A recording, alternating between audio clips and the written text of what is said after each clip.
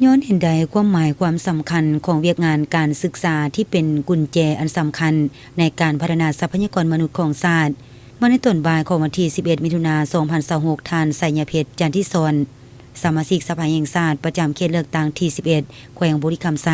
ทางเป็นสมาชิกสภาประชาชนแขวงประจำเมืองทับลาดพร้อมด้วยสมาชิกสภาประชาชนแขวงประจำเขตเลือกตั้งเมืองทับลาดได้นำเอาสังกะสีจำนวน300แผ่นมามอบให้โรงเรียนประถมสมบูรณ์บ้านปลาไหลเมืองทับลาดเพื่อนำใช้เข้าในการซ่อมแปลงอาคารโรงเรียนที่ถูกผลกระทบจากลมพายุพัดผ่านในระยะผ่านมา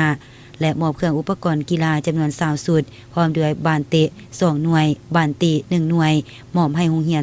303เมืองทับลาดแขวงบุรีคำไซรวมมูลค่าทั้งหมด20ล้านกว่ากีบ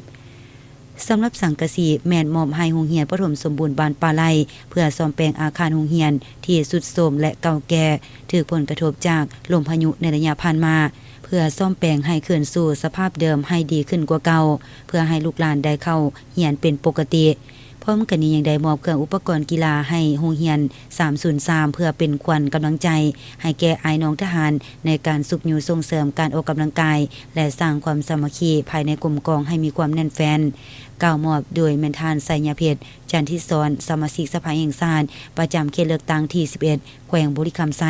ทางเป็นสมาชิกสภาประชาชนแขวงประจำเมืองทับลาดหับโดยต่างหน้าคณะอำนวยการโรงเรียนประถมสมบูรณ์บ้านปลาไหลและท่านพันเอกดาววอน